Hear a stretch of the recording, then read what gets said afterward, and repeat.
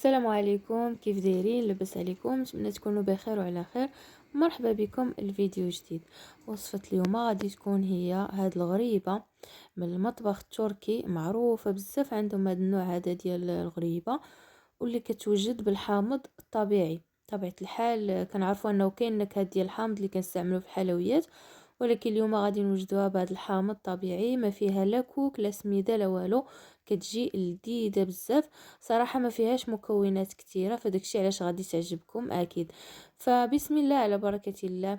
اول حاجه غادي نحتاج جوج حبات ديال البيض، معاهم شويه ديال الملحه، درتهم هنايا في هاد البول هذا. غادي نزيد عليهم ساشي ديال الفاني، تقريبا 7 غرام. هذه اختياري الفاني، لما بغيتوش ما ديروش، غير انا كنفضل نديرو جميع الحلويات لانه تيحيد ديك الزفوره ديال البيض. هنا عندي كاس ديال سنيده. وبالنسبه للنكهه غادي نجيب حامضه وحده، هذه شويه كبيره، غادي نحكها، ناخذ ليها دوك القشور ديالها. واكيد كيف كتعرفوا ما توصلوش للقشره البيضاء، دائما غير ديك القشره الرقيقه الصفراء اللي كتكون الفوق. المهم بالنسبه للقشره كديروا الكميه اللي بغيتو، تقدروا ديروا حتى اكثر من القشره ديال الحامضه، ماشي مشكل. غير هي كيف قلت لكم انا هنا هاد الحامضه مع عندي كبيره بزاف، فخديت القشور ديالها كاملين. ولكن بالنسبه للعصير فغادي ندير غير النص ديالها. الا كانت عندكم شي حامضه صغيره كديروا الحامضه كامله كتعصروها. صافي هنا غادي نعصرها ونخليها على جنب. عطاتني هاد الكميه هذه تقريبا واحد 4 كاس. صافي هاد الكميه كانت كافيه انها هكا تنكه ليا هاد الغريبه هذه.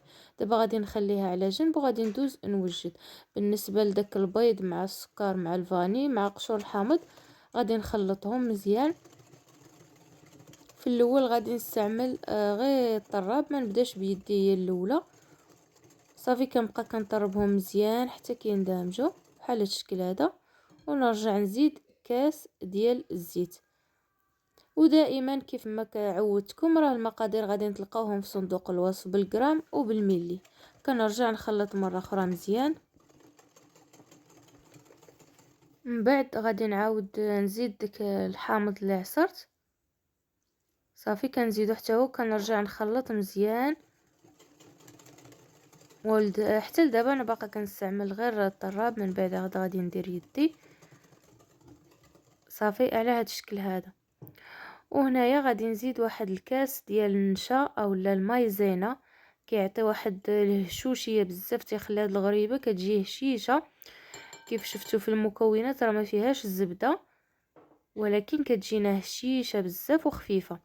غادي نخلط هاد النشا هادي غير بشويه، راكم عارفينها كتبقى كطير. صافي غير بشويه بداك الطراب حتى كندخلها مزيان بداك الخليط.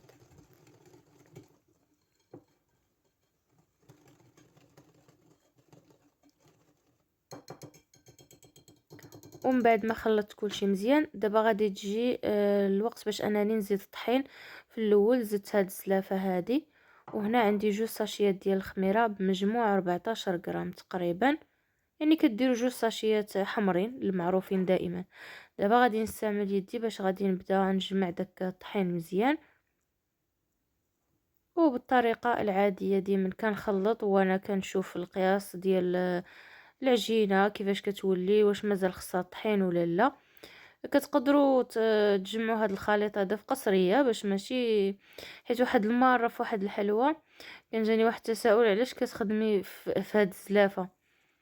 اول حاجه انا الزلافه راه واخا كتشوفوني كنخدم بها دائما، راه ما عنديش غير هادي، عندي 4 بحال كيتشابهوا، نفس العبار يعني نفس القياس وكل شيء.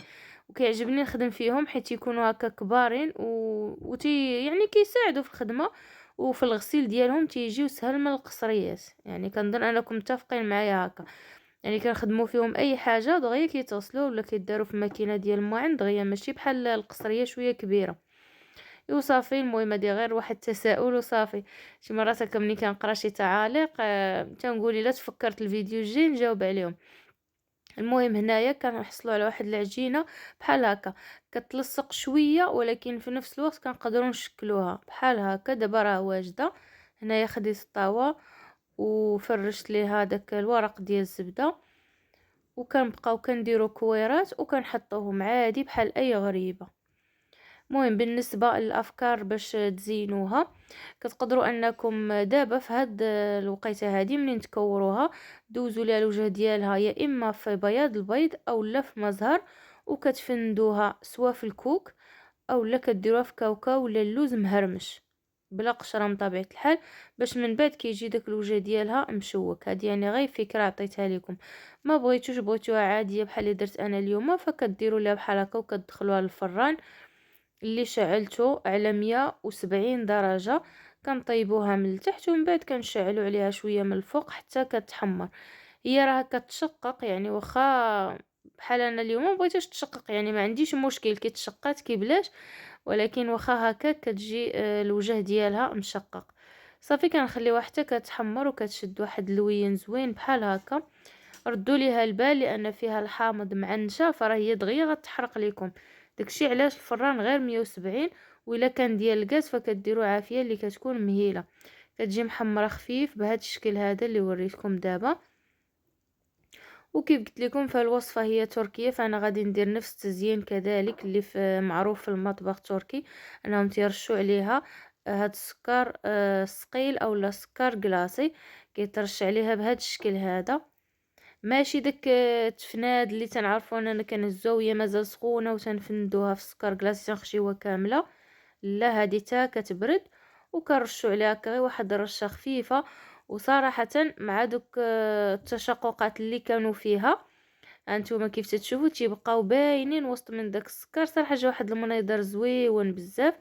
وهنايا خليتها واحد شويه حتى تيتبت عليها شويه داك السكر كلاصي،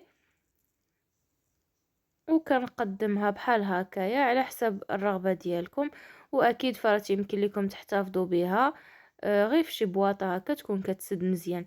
ملاحظه اللي نعطيكم ان هاد الحلوه دي ما تتبغيش تبقى مده كبيره، يعني ماشي بحال الغريبات او الفقاس او لا شي شكل اخر اللي مثلا نقدروا نخليو شهر او لا اكثر. لا، يعني عن تجربة هذه 5 أيام حتى سيمانة الماكسيموم خصنا نكونوا استهلكناها.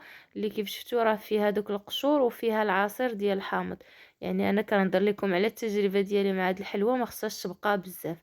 وصلنا لنهايه الفيديو، اتمنى انه ينال اعجابكم. اكيد ما تنسونيش من اللايك والبارتاج مع الاصدقاء ديالكم. السلام عليكم ونتلاقاو في فيديو مقبل ان شاء الله.